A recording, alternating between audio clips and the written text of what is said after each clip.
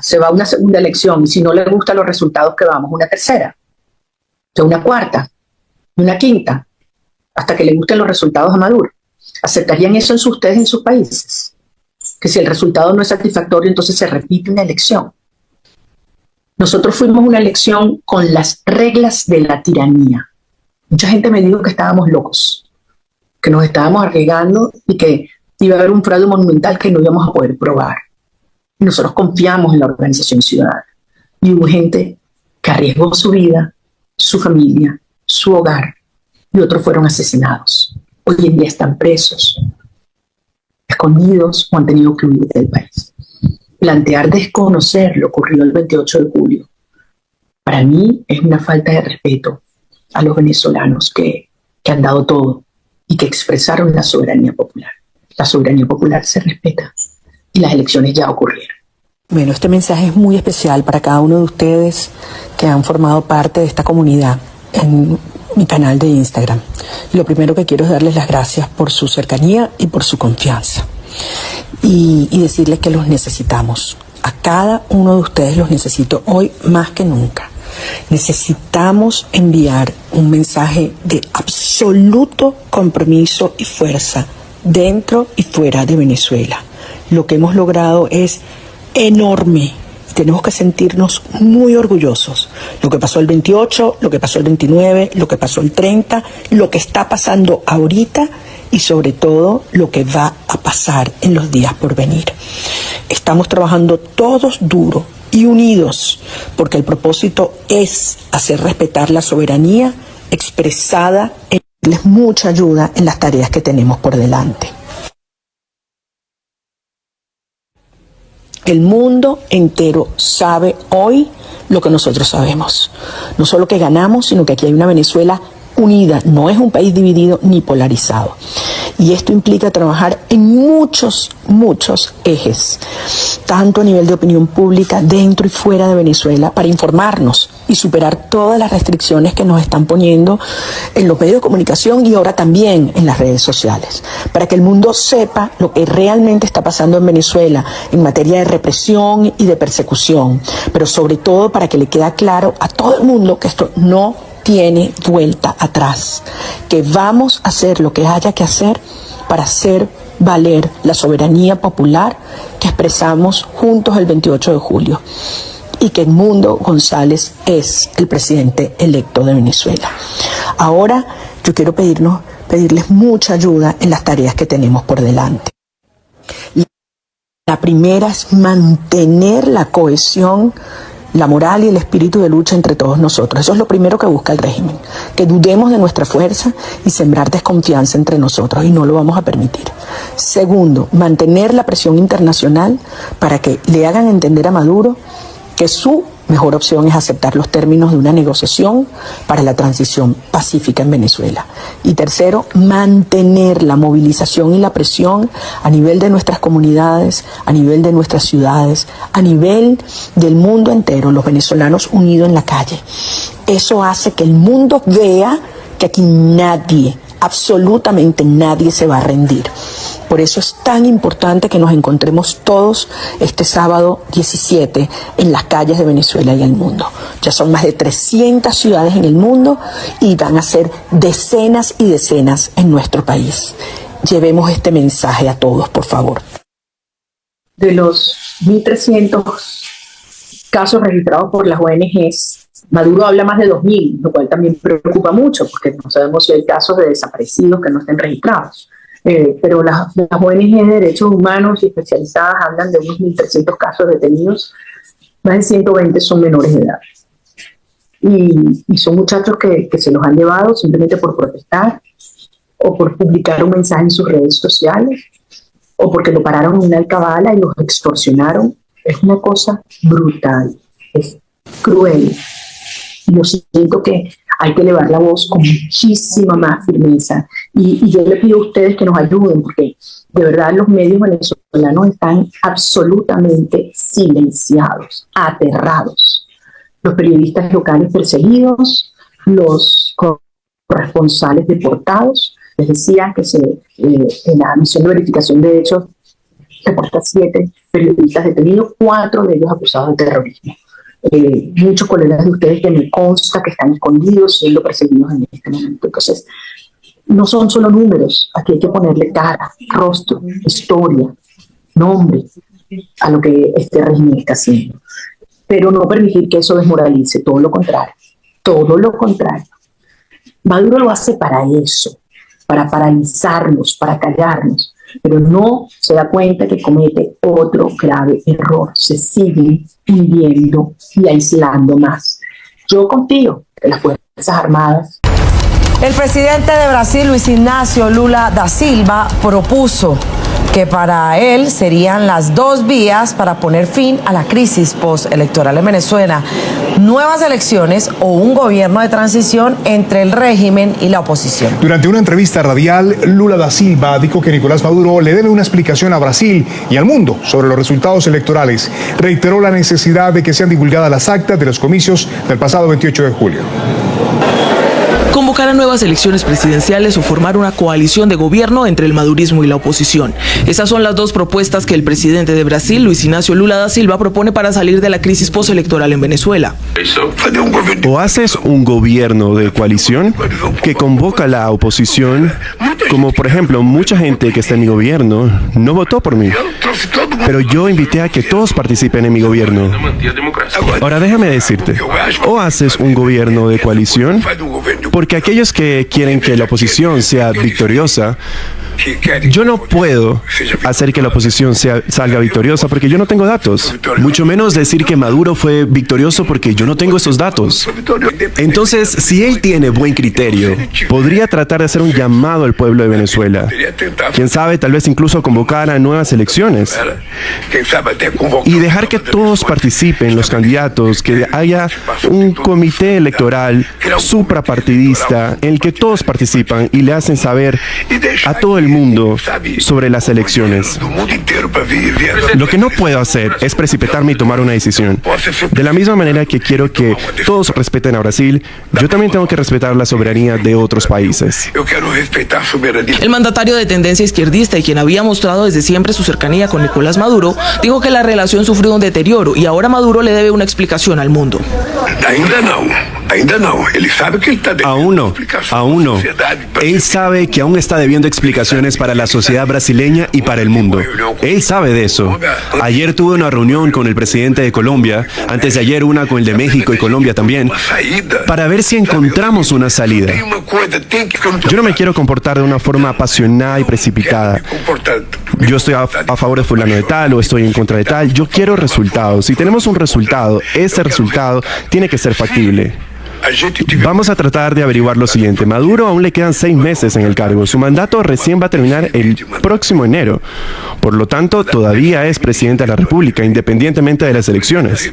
También fue claro en decir que de momento no puede reconocer el triunfo de nadie porque no cuenta con los datos que respalden la victoria de alguno de los candidatos.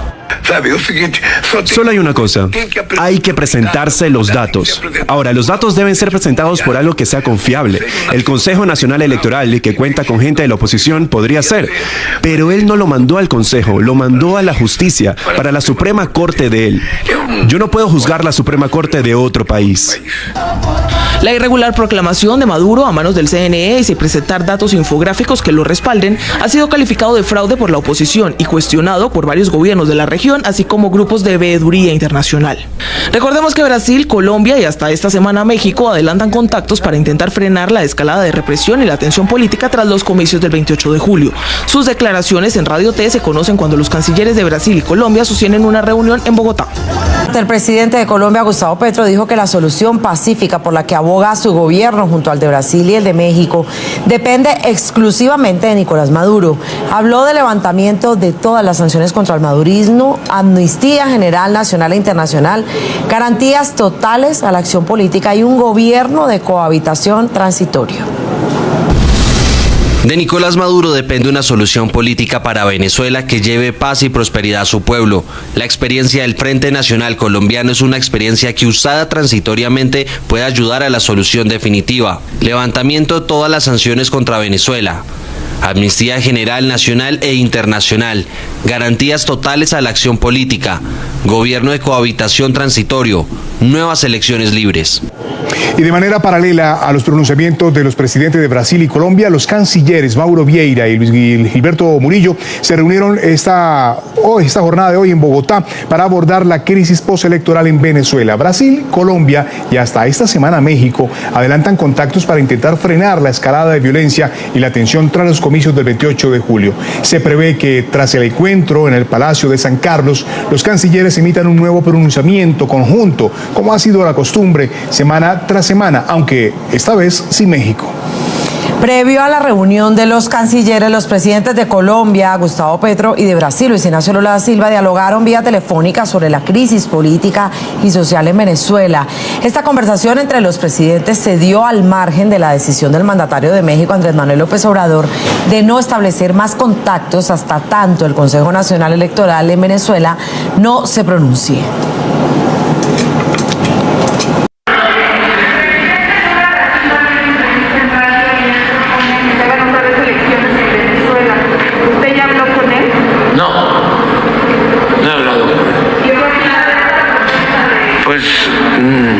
Vamos a esperar lo que resuelvan, creo que mañana, los del Tribunal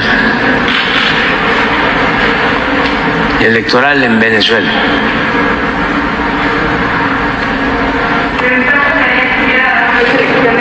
¿Mande? ¿Apoyaría que se repitieran las elecciones? Vamos a ver qué resuelve el tribunal. Es que no creo que sea prudente el que nosotros de afuera, un gobierno extranjero, sea quien sea, opinemos sobre algo que corresponde resolver a los venezolanos.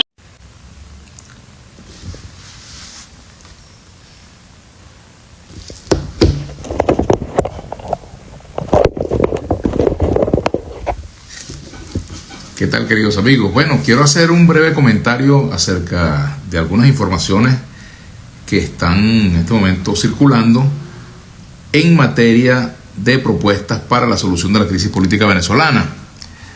Hemos visto que los presidentes de Colombia, Gustavo Petro, y de Brasil, Lula da Silva, han coincidido en una propuesta para la solución de la crisis venezolana, de la crisis político-electoral, a partir de una eventual solución, que sería, por ejemplo, nuevas elecciones libres. Consulté con algunas fuentes sobre esta propuesta de nuevas elecciones, ¿para qué la repetición de elecciones? Y entonces dicen, las fuentes me cuentan, no se trata de la repetición de las elecciones que ocurrieron el 28 de julio, sino unas nuevas elecciones libres, tal y como lo dice en su cuenta de ex el presidente colombiano Gustavo Petro. Hay una diferencia entre una cosa y la otra, pero serán los voceros quienes la expliquen, ¿no? Pero fíjense ustedes, por ejemplo, dice Gustavo Petro en su cuenta de ex: de Nicolás Maduro depende una solución política para Venezuela que lleve paz y prosperidad a su pueblo. La experiencia del Frente Nacional Colombiano es una experiencia que, usada transitoriamente, puede ayudar a la solución definitiva. Propone él levantamiento de todas las sanciones contra Venezuela, amnistía general nacional e internacional, garantías totales a la acción política, gobierno de cohabitación transitoria y, bueno, nuevas elecciones libres, tal y como yo les había comentado.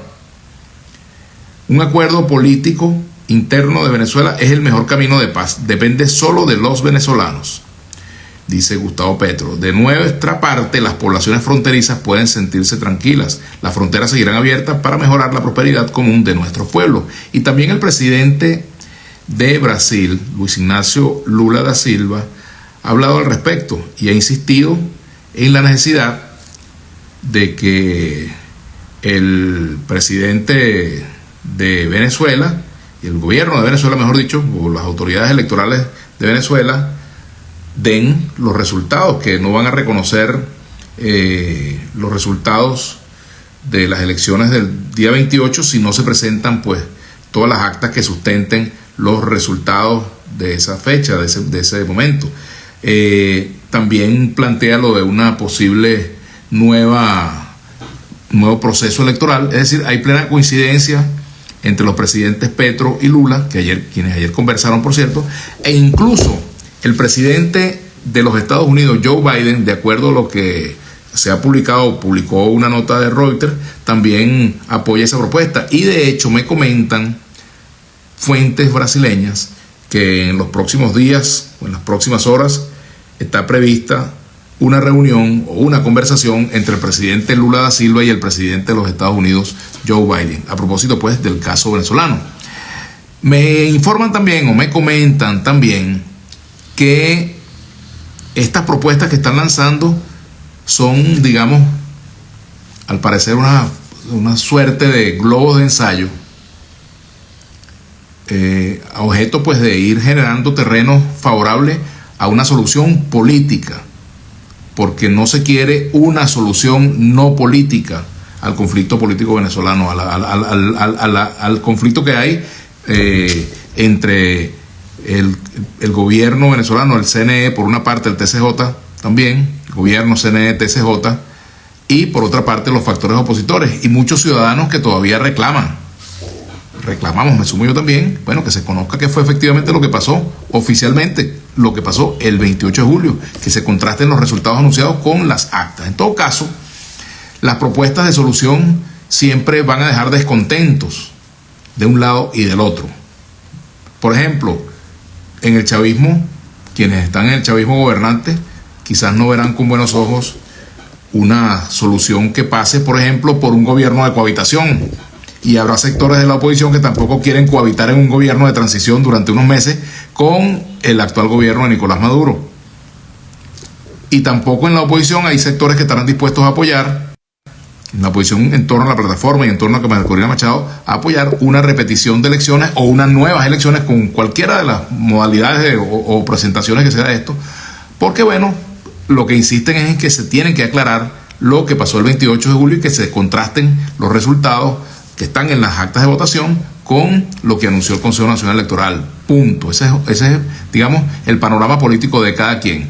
En todo caso, lo que sí es cierto, y yo diría que es dentro de este contexto de mucha confusión y de muchas reservas que hay frente a cualquiera de estas propuestas, es una lucecita que se ve allí acerca de una posible solución a este conflicto que no sea de una manera que luego tengamos que lamentar. Bueno, fíjense, por aquí Dayali Martín dice que habilita a María Corina Machado. Bueno, ya veremos cuáles serían las vías a través de las cuales se llegarían a esos acuerdos. Pero, por ejemplo, fíjense ustedes, el presidente de México, Andrés Manuel López Obrador, también ha escrito sobre este tema en su cuenta de Twitter, de X, perdón, Andrés Manuel López Obrador, y se ha mostrado en contra de la propuesta que hacen los presidentes de Colombia y de Brasil. ¿Por qué se muestra en contra? Porque él piensa que, bueno, que esta es una cosa que se debe solucionar en Venezuela, Andrés Manuel López Obrador. Pero, caramba, a mí me sorprende un poco esta respuesta de López Obrador. Primero porque, bueno, se había sumado inicialmente esta iniciativa de los presidentes de Venezuela, de Colombia y de Brasil, pero además también recordemos que él fue víctima de un fraude electoral, y entonces cuando ese tipo de situaciones ocurren, pues lo menos que uno espera es que un gobierno como el de Andrés Manuel López Obrador entienda o comprenda pues los reclamos que hay en Venezuela. Pero además de eso, también recordemos que en Venezuela no hay independencia de poderes. Eso es una dificultad. Aquí tendrían que darse algunos casos para que efectivamente se hable de una nueva elección, por ejemplo, en el supuesto de que esa sea lo que camine. Yo no tengo una posición definida sobre ese tema. Pero bueno, y con ese mismo Consejo Nacional Electoral, ¿cómo se integra un nuevo organismo electoral? ¿Querrá el chavismo hacer unas elecciones transparentes, limpias, verificables, competitivas, abiertas, realmente democráticas, sin ventajismo, sin atropellos, sin abusos, sin descalificaciones, sin exclusiones? Pues ya veremos, ¿no? En todo caso, En todo caso, este es el panorama que tenemos a esta hora. Fíjense, por aquí dice también Alexis Fuentes, sí, ciertamente ya Estados Unidos dijo que apoyaba eso, pero hay gente que no está de acuerdo. No, esa no es la solución. La solución es respetar al soberano. Ese es el deber ser. Los venezolanos ya votamos y elegimos al mundo González Urrutia, dice por aquí otro ciudadano que nos escribe. Una nueva elección con trampas, mejor organizada. Bueno, todas las opiniones son válidas en este momento, porque se trata de opiniones de personas directamente interesadas en esto, sobre todo venezolanos dentro y fuera de nuestro país, que, bueno, ven con angustia lo que está ocurriendo. A pesar de eso, pues yo sí creo pues que en el camino seguramente hay conversaciones más allá de lo que nos estamos enterando. En el camino están todavía muchas alternativas por evaluar y bueno, ya veremos pues qué pasa finalmente. Lo cierto es que, como me dijeron desde Brasil, una fuente, esto se trata de algunas propuestas en el orden político para tratar de dar una solución política y evitar las soluciones no políticas, ¿verdad? ¿Querrá el gobierno de Maduro eso? ¿Lo aceptará? ¿Qué pasará con los países que están proponiendo esta solución, Colombia y Brasil, si por ejemplo no hay acuerdo en que estas cosas avancen por ese camino y tampoco hay acuerdo en mostrar los resultados? Pues Lula le ha dicho claramente al presidente Maduro que no está dispuesto a dar un reconocimiento sin que exista un resultado que sustente claramente las cifras que el gobierno ha dado, que el Consejo Nacional Electoral ha dado. Por supuesto, los detenidos en medio de estas protestas son un punto importante que no se debería dejar por fuera, ¿verdad? Y lo otro, esa negociación será con María Corina Machado o sin María Corina Machado. ¿Aceptará María Corina Machado que haya una negociación sin ella? ¿Aceptarán los factores que la acompañan estar participando en una negociación sin ella? ¿Aceptará el gobierno de Nicolás Maduro sentarse con María Corina Machado? Ahí tengo yo mis dudas, ¿verdad? Porque bueno, ya ellos han dicho lo que han dicho. En todo caso, pues, ya veremos. Pero quería hacer este comentario a la audiencia, pues. Que abran las cajas. ¿Quién dijo miedo? Yo opino igual. O sea, el deber ser es ese. Lo que ocurre es que no siempre en la política el deber ser es lo que termina imponiéndose. Y lo que muchas veces se impone es lo que logre cada quien obtener en una mesa de negociación y lo que esté dispuesto a ceder en esa mesa de negociación. Una negociación sobre la base de que estoy dispuesto a negociar todo menos lo que no te quiero negociar o lo que no quiero darte, no tiene ningún sentido, porque si no, ¿para qué van a negociar? Pero en todo caso, creo que todavía es muy prematuro y hasta aquí lo voy a ir dejando, ¿verdad? Todavía es muy prematuro para adelantarse a fijar ya pronósticos con respecto a cuál va a ser el resultado de esas gestiones. Pero las cosas se están moviendo. En Estados Unidos también hay una campaña electoral. Los gobiernos de Lula tienen una presión interna muy fuerte. El gobierno de López Obrador, de Lula y Petro, tienen presiones políticas internas muy fuertes. El gobierno de López Obrador está culminando, viene una nueva presidenta. Veremos si hay algún matiz en la posición que ella asuma, a pesar de que son del mismo partido. Saludos, Astrid, mucho cariño. Saludos a toda la gente que se nos conecta. No te vayas ahí, Astrid, sin que conversemos. Bien, bueno, queridos amigos, ¿qué noticias tiene acerca del encierro Miraflores? La verdad que no tengo mayores noticias que lo que uno ve en las redes, pero no me atrevo a opinar sobre eso porque no he pasado por ahí cerca y no tengo detalles adicionales. Lo cierto es eso. Veremos cómo culmina esta etapa pues, de noticias sobre lo que vienen proponiendo los presidentes de Brasil y de Colombia, a lo cual se ha sumado el presidente Biden. Ya veremos qué ocurre. Si el presidente Maduro dice que acepta o dice ni de Biden. Chao. Pero para nosotros en los Estados Unidos, como en muchas partes del mundo, es obvio quién ganó el 28 de julio y debemos ya pasar al próximo paso. Nicolás Maduro acepta los resultados y comienza un diálogo con la oposición democrática, y así es la única salida de esa situación. Hablar, parar la represión y aceptar el resultado. Es la realidad, pero ¿qué hacemos con esa realidad que muchos conocemos, pero que Maduro no acepta? Es necesario para una solución de esa crisis política dentro de Venezuela que acepten la realidad. Ganó más votos Edmundo González y Nicolás Maduro. Si quiere salir de esa crisis, tiene que reconocer la realidad. Así usted un análisis muy concreto. Khan actúa, pero avisa y actúa, y a Maduro ya le avisó. ¿Qué actuación pudiera estar en puerta, pues en términos de procedimiento, ¿no? Bueno, a mí me parece que cuando la gente pensaba si era posible pedir una orden de arresto para Putin, le parecía imposible.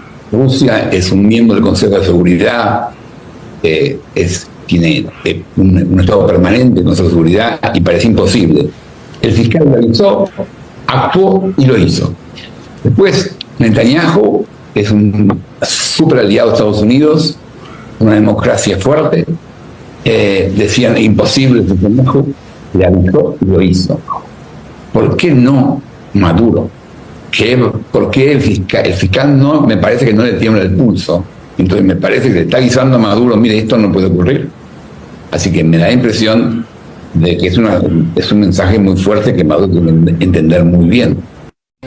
Maduro ha confesado, después de esta arremetida tan violenta, quizás la peor que hemos visto, incluso si la comparamos con 2017, 2014, 2019, en esta represión tan brutal, él mismo ha confesado que abrió prácticamente 2 campos de concentración para más de 2.000 presos que él admite ha secuestrado. Después se habla de 24 fallecidos, se habla de una entrega de 300 incidencias a la Corte Penal Internacional nuevas, en un patrón que sigue siendo un patrón de crímenes de lesa humanidad. ¿Esto cómo agrava un expediente que ya está abierto en su contra? Bueno, a mí me parece que lo que ocurre después de las elecciones es un hecho nuevo, es un episodio nuevo. ¿Por qué? ¿Qué es lo nuevo? Lo nuevo es que claramente Maduro estuvo diciendo que iba a haber un baño de sangre y claramente hay una persecución a la oposición política que ya se veía antes, pero ahora, bueno, es en un plazo muy breve y como consecuencia de la elección hay una persecución organizada, sistemática a la oposición política. Es un crimen de persecución como crimen de lesa humanidad. Y el fiscal mandó un mensaje muy interesante de que esto era un crimen que puede ser investigado. Me parece que el fiscal hizo lo mismo con Putin y pidió el procesamiento de Putin un tiempo después, y el fiscal hizo lo mismo con Netanyahu y pidió el procesamiento un tiempito después. Así que me parece que si el fiscal tomó medidas con Putin y Netanyahu, ¿por qué no lo va a hacer con Maduro? Me parece que eso es un tema claro. La Corte el fiscal ha mostrado una actitud muy dura. Yo no hablo con él, no estoy hablando en su nombre. Yo siempre le digo lo que a mí me parece de mirar su conducta. Me parece que el fiscal está ahora contemplando la posibilidad de hacer una investigación sobre estos hechos nuevos, y eso concluiría un procesamiento penal contra Maduro mismo, me parece. Usted, a estas alturas de la investigación, si hubiera estado en el cargo en este tiempo, ¿ya hubiera emitido esas órdenes de captura, doctor? No, eso no lo puedo decir. Okay. Yo no sé los hechos que tiene. Cada fiscal tiene sus propias decisiones y yo no me voy a meter a decir qué es lo que tiene que hacer. Yo lo que digo es, si usted sigue lo que es el fiscal Khan, él estuvo avisando a Putin que estos eran crímenes que él los estaba investigando y terminó pidiendo procesamiento de Putin. Después, él fue muy claro, él fue al Cairo primero y después fue a Israel y dijo claramente, la ley hay que cumplirla avisó claramente que no podía haber bloqueo de la ayuda humanitaria a Gaza y avisó, no se quejen después que yo actúe, si no dejan de cometer estos crímenes. Entonces me parece que, y él actuó. Pero lo que yo estoy diciéndole es que, mire, hay una conducta, un patrón de conducta del fiscal que puede ser que está indicando que está mirando muy detenidamente lo que pasa en Venezuela. Bueno, de entonces hecho, me parece que sí. Lo escucho, fiscal, lo escucho. Sí, sí. No, usted decía algo. Ok. ¿Sabe que hubo un pedimento a la Corte Penal Internacional, obviamente, ¿no? Para acelerar un poco este proceso en la investigación, sobre todo establecer responsabilidades, porque ahora le pregunto qué cambiaría ya cuando Maduro tenga una orden de captura en su contra, ¿no? A la luz del mundo, de la ilegitimidad de la que ahora goza, ¿no? Pero ¿cómo la agravaría? Pero la solicitud fue respondida por el fiscal a periodistas quienes cubren la fuente, y él habría dicho que observa de cerca la situación y que está en contacto con el régimen venezolano. ¿Eso le parece suficiente? Es decir, ¿qué nos indica con esa respuesta el fiscal? No, pero él le mandó una nota diciendo que estaba investigando, estaba siguiendo con mucho detenimiento los hechos que ocurrieron ahora. Sí. A mí me parece que a partir de la elección es un hecho nuevo, y entiendo la frustración de Venezuela de que no haya todavía acciones, pero si usted mira Palestina empezó a pedir intervención de la Corte en el 2009 y tardó casi 15 años en finalmente pasar algo. Acá también empezó hace mucho tiempo, en mi época también Venezuela pedía, pero se abrió una investigación hace un tiempo, pero me parece que lo nuevo es que esta vez Maduro tomó liderazgo en la represión.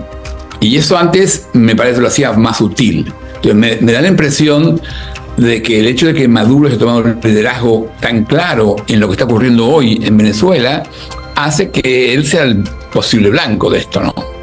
No, clarísimo eso. ¿Sabe que hay una solicitud o hay una sospecha de que en las negociaciones con Maduro alguien quisiera ofrecerle amnistía? Pero he hablado con funcionarios del Departamento de Estado, off the record, y me dicen, bueno, quizás solo con esa acusación por estar supuestamente vinculado al narcotráfico se podría otorgar una amnistía. Pero ahora que Maduro se retrata, se confiesa como criminal de lesa humanidad, ya la amnistía quizás no es posible. Desde el punto de vista jurídico, de la justicia internacional, Maduro, si ya es retratado formalmente como un criminal de lesa humanidad, ¿podría o no podría recibir amnistía?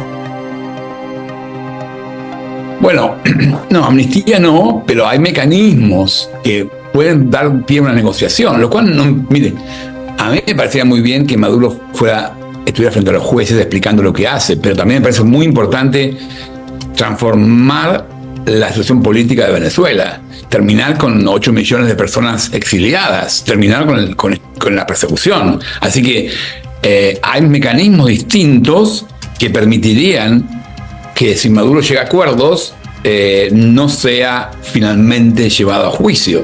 Eso es posible, no amnistía, pero sí hay acuerdos en el Consejo de Seguridad, hay fórmulas distintas que se pueden usar. Pero el primer punto es no más crímenes, y el segundo punto, que eso no es de la Fiscalía, eso es más de la OEA, es respetar el resultado electoral, ¿no? En el 2002 Venezuela tuvo un golpe de Estado y toda América Latina salió a defender al régimen de Chávez porque no aceptábamos golpe de Estado. Bueno, no aceptar el resultado electoral es una especie de golpe de Estado sin militares, es un golpe de Estado civil hecho por el gobierno. Me parece que eso no puede ocurrir. Entonces me parece que es muy grave. Entonces me parece que la Fiscalía es la herramienta que tenemos más fuerte, que tiene que ver con crímenes distintos, pero tenemos también que trabajar el tema del resultado electoral ser respetado. La gente que fue a votar y que puso su voto debe ser respetada. Doctor, hay una pregunta constante. ¿Qué cambiaría si el fiscal de la Corte Penal emite pronto órdenes de captura contra Maduro y contra sus cómplices? ¿Qué cambia eso en realidad? Porque como sabe, él está ahora atrincherado, es decir, que intenta presentar una ficción de lo que pasó el 28 de julio, se aferra más a la represión, utiliza el poder de fuego es decir, se hace todavía más violento, ¿qué cambiaría realmente como para reencontrarnos con la justicia? Bueno, eso habría que trabajarlo. Primero, el fiscal, si pide una orden de arresto, los jueces resuelven, no es el fiscal que resuelve. Es verdad. Así que el procedimiento es que el fiscal pida una orden de arresto y luego hay 3 jueces que deciden, no es el fiscal que decide. Sí, cierto. En el camino, si es de público, lo que habría que hacer es empezar a trabajar cómo implementar la orden de arresto, ¿no? Ahí es un terreno medio virgen porque los estados no han sido muy imaginativos para pensar cómo implementar. Y Venezuela son gente imaginativa, podemos empezar a discutir opciones. ¿Cuáles son las opciones? En cuanto salga del país, Maduro puede ser arrestado. Dentro del país, ¿qué pasa si Maduro es arrestado por alguien y lo llevan a La Haya? Entonces, me parece que tenemos justamente, este tema no se va a resolver solamente por los jueces y fiscales. Necesitamos una acción coordinada con los venezolanos y con las... Hola, soy Andrés Oppenheimer. Muchos me preguntan si soy optimista o pesimista sobre Venezuela. Mi respuesta es que soy un poco, no mucho, pero un poco optimista. Y soy optimista un poco por lo siguiente. Porque la estrategia de Maduro para atornillarse en el poder consiste en 2 cosas: ganar tiempo y esperar que el mundo se olvide de Venezuela. Maduro probablemente confía en que el mundo se va a olvidar de Venezuela, que muy pronto los titulares de las noticias se van a concentrar en un nuevo estallido bélico en el Medio Oriente, o en una escalada de la guerra de Rusia contra Ucrania, o de una potencial crisis postelectoral en Estados Unidos. Él calcula que, como pasó tantas veces antes, cualquiera de estos escenarios, o algunos parecidos, probablemente van a hacer que Venezuela deje de estar en las noticias. Pero la buena noticia es que mis fuentes en círculos diplomáticos de Estados Unidos y América Latina me dicen que el plan de Maduro no le está funcionando y que no le va a funcionar. Y no le va a funcionar por un motivo muy sencillo. No porque el mundo vaya a ser más solidario que antes con los defensores de la democracia en Venezuela, sino porque todos los países del continente tienen un miedo atroz de que se venga una nueva oleada de millones de migrantes venezolanos si Maduro se queda en el poder y reprime a la población como lo que está haciendo. Más de 7.7 millones de venezolanos ya se han ido de Venezuela desde que Maduro subió al poder en el 2013, y encuestas recientes sugieren que por lo menos 4 millones más se van a ir muy pronto si Maduro insiste en quedarse en el poder. Por eso ni Brasil ni Colombia, que en el pasado han sido muy tolerantes, por no decir cómplices con Maduro, no pueden hacer la vista gorda ante lo que pasó y lo que está pasando en Venezuela. Por eso Perú, Argentina y otros países ya han reconocido a Edmundo González Urrutia, el candidato opositor, como presidente electo de Venezuela. Están todos aterrados de que se venga una nueva ola migratoria de millones de venezolanos si no hay una salida democrática en Venezuela. Por eso creo que la comunidad internacional esta vez no se va a olvidar tan pronto de Venezuela como Maduro está esperando que lo haga. No van a bajar la guardia de nuevo, no porque se hayan vuelto más democráticos, sino porque tienen un miedo atroz de una nueva crisis humanitaria regional. Esa es la opinión que escucho de los funcionarios internacionales que siguen la crisis de Venezuela muy, pero muy de cerca. Y eso me da un poco, no mucho, pero un poco de optimismo. El presidente de los Estados Unidos, el presidente Biden, cuando salía rumbo a Maryland, respondió lo siguiente a una pregunta de los reporteros sobre si estaría de acuerdo o no en repetir las elecciones en Venezuela. What's your message for Maduro? What's your message for Maduro? What's your message for Maduro? Do you support new elections in Venezuela? ¿Escuchó bien el presidente Biden? Fue un lapsus del presidente Biden. Parece que al final lo fue. Jason Calderón en Washington tiene información en relación a esto. Jason, buena tarde.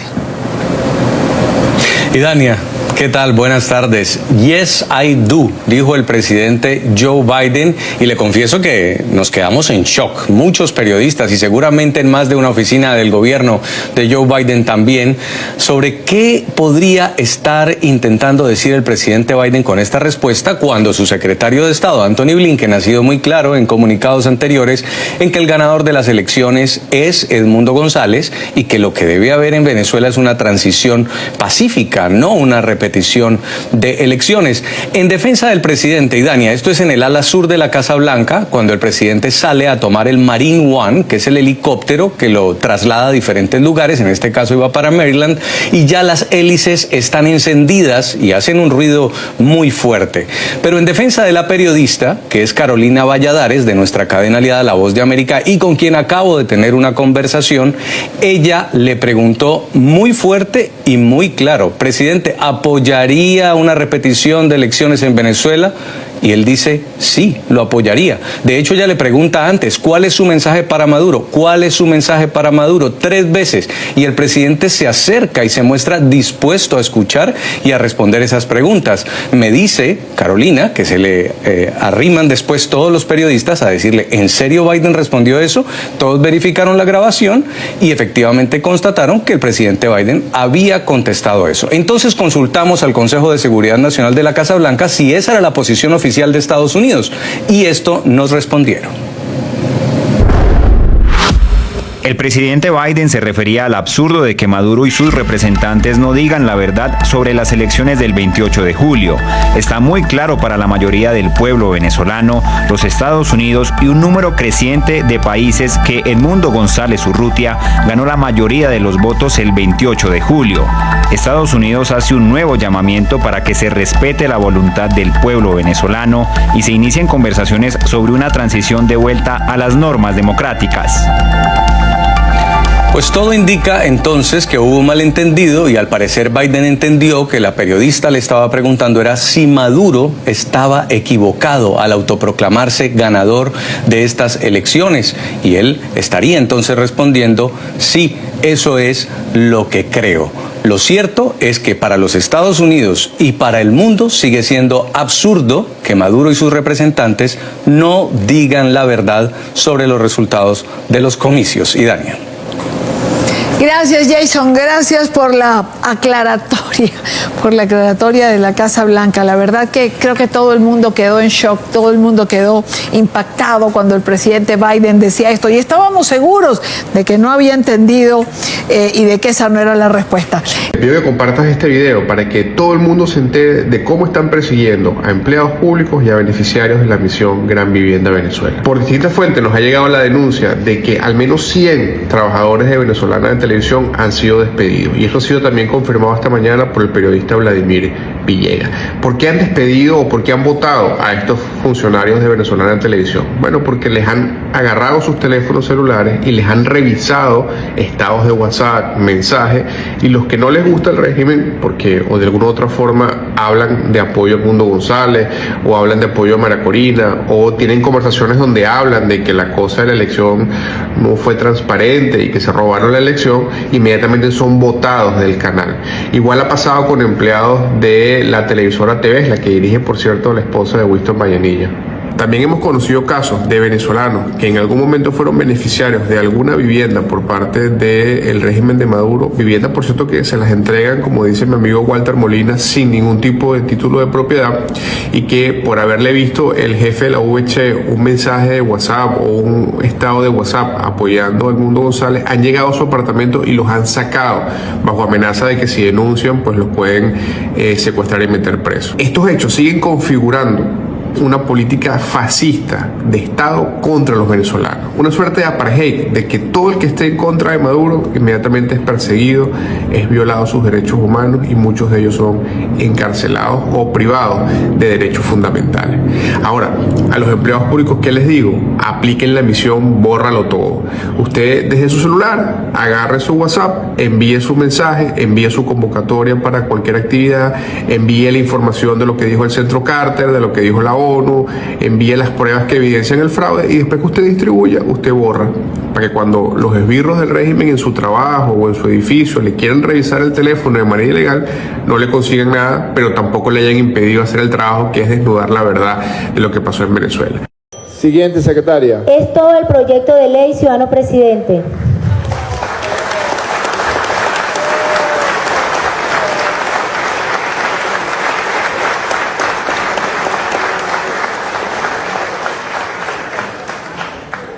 En consecuencia, sometemos a consideración de las diputadas y diputados de la Asamblea Nacional de la República Bolivariana de Venezuela la sanción de la ley.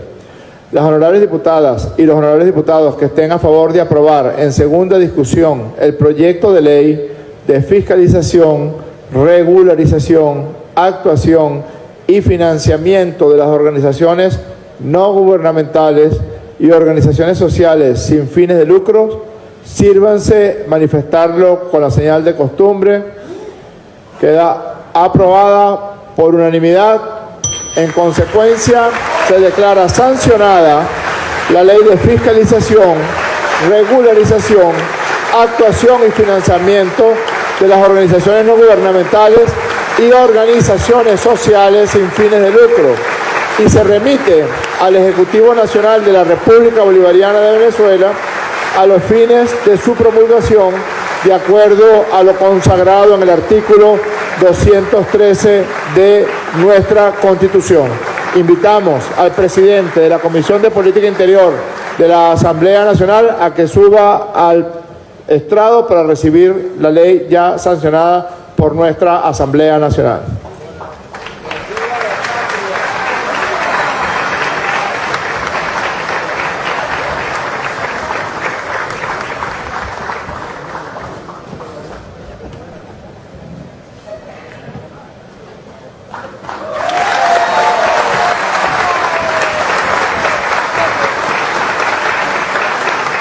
Honorables diputadas y los honorables diputados que estén a favor de aprobar en segunda discusión el proyecto de ley de fiscalización, regularización, actuación y financiamiento de las organizaciones no gubernamentales y organizaciones sociales sin fines de lucro, sírvanse manifestarlo con la señal de costumbre.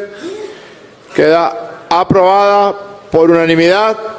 En consecuencia, se declara sancionada la ley de fiscalización, regularización, actuación y financiamiento de las organizaciones no gubernamentales y organizaciones sociales sin fines de lucro, y se remite al Ejecutivo Nacional de la República Bolivariana de Venezuela a los fines de su promulgación, de acuerdo a lo consagrado en el artículo 213 de nuestra Constitución. La propuesta es específicamente que a partir del día de mañana comienza la consulta a nivel nacional de la ley contra el fascismo, neofascismo y expresiones similares.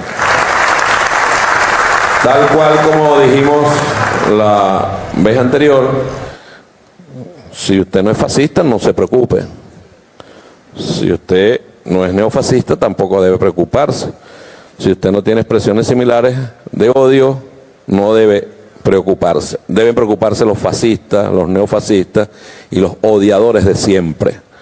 De la propuesta en concreto del señor presidente, llevar a consulta la ley, consulta pública, y traerla ante esta plenaria lo más pronto posible para que sea aprobada y comience de una vez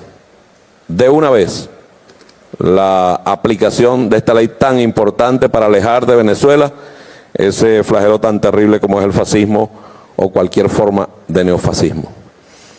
Es la propuesta. Informo a los que quieran participar. Dentro de un rato vamos nosotros a dar el cronograma y vamos a decir los lugares. Invito a todos los diputados y las diputadas que están acá, invito al pueblo de Venezuela, invito a los señores de la oposición que están acá presentes a que participemos activamente en la discusión de esta ley para su aprobación posterior en esta Asamblea Nacional. Gracias.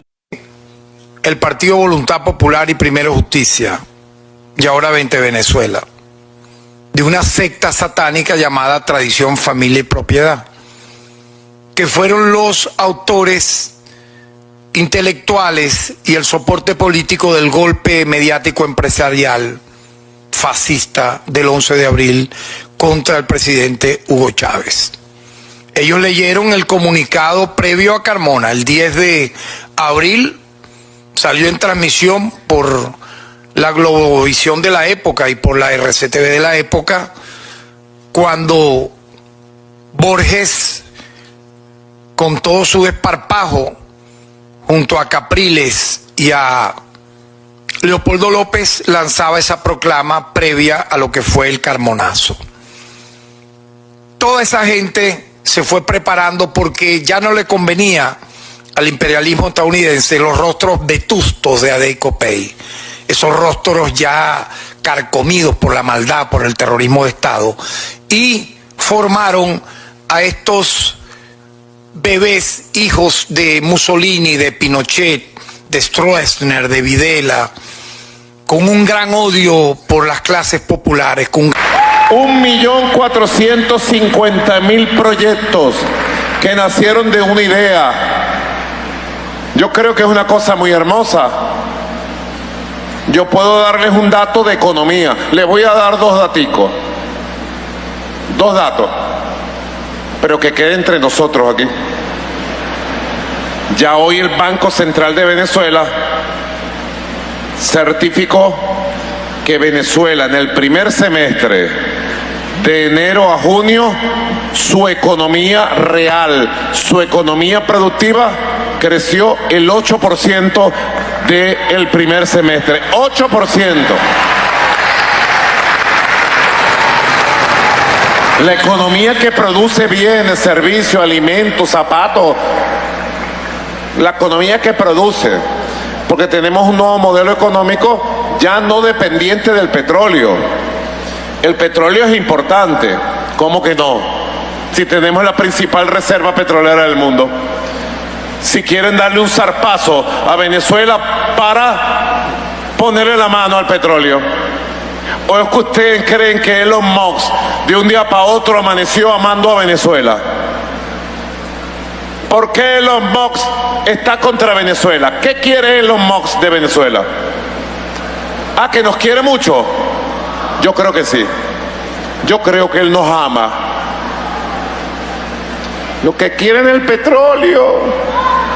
Están como un vampiro a pleno sol un domingo al mediodía en la Plaza Bolívar, sedientos de sangre, en este caso sedientos de petróleo, de gas, de oro, de bauxita, de hierro, de coltán, que todos son venezolanos, y aquí se quedan. Las riquezas naturales son de los venezolanos, son de las venezolanas, no de los Musk, no de Goliat. Entonces está creciendo la economía real.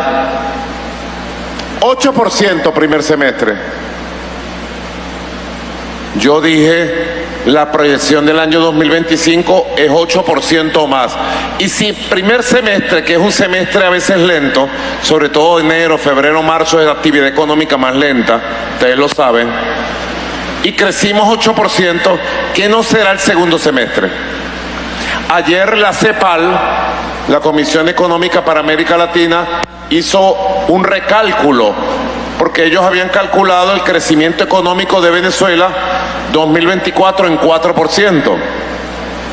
Ayer dijeron que no, que los números se movieron y que ahora a ellos les da 5%.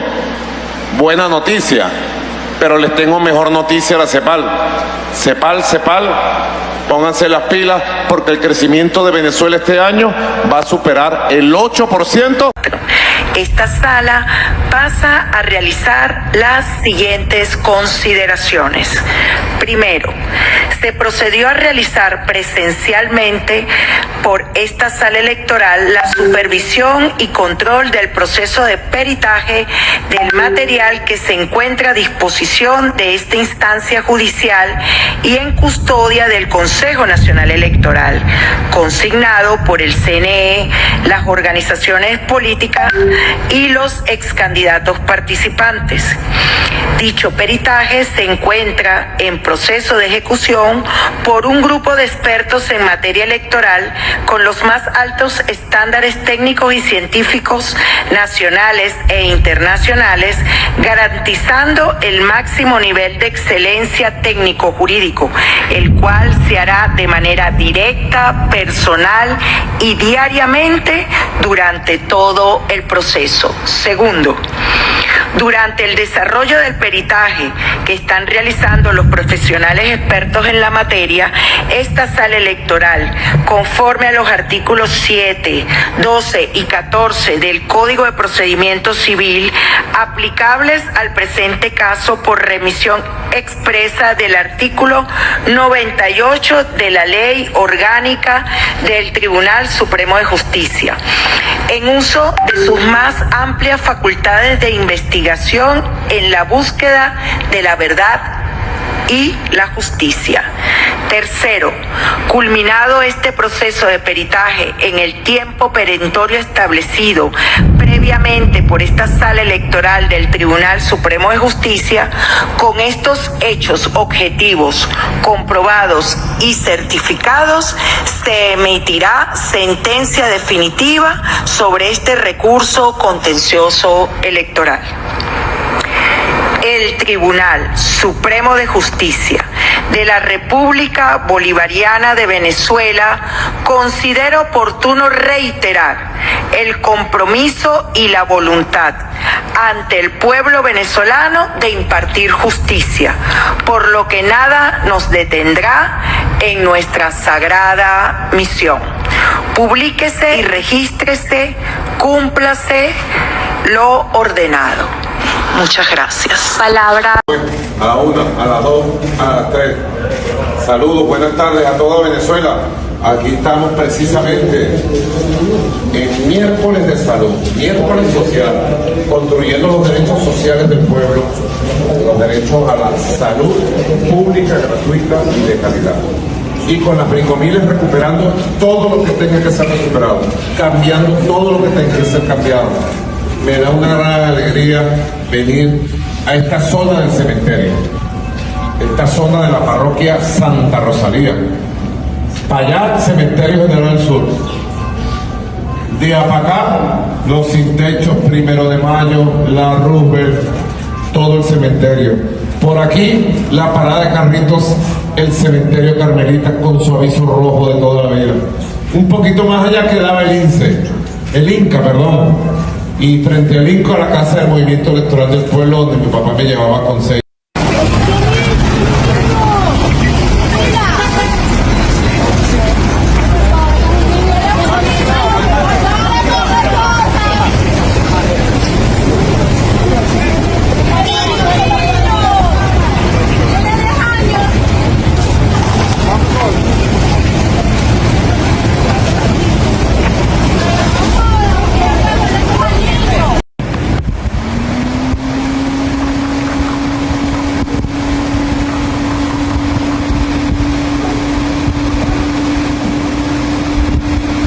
Señor López Barros es requerido para comparecer a juicio en los Estados Unidos por un delito de concierto para delinquir y tráfico de drogas ilícitas.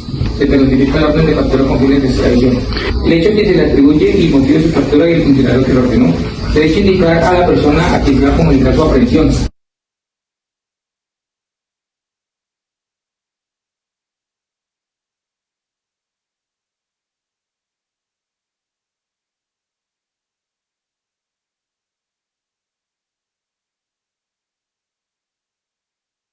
El despacho de la Fiscalía General de la Nación tiene una orden de captura con fines de extradición emanada el 19 de julio del 2024.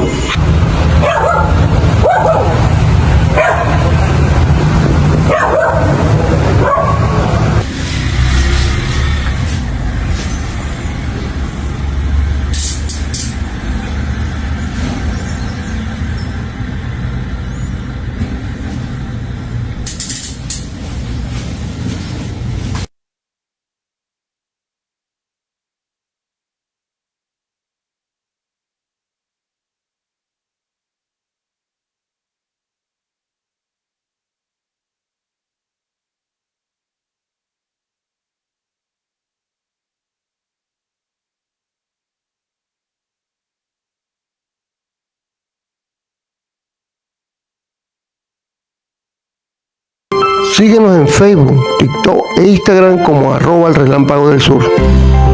Y en YouTube y X como @Chanelosano TV. También te puedes unir a nuestros canales de noticias en WhatsApp y Telegram.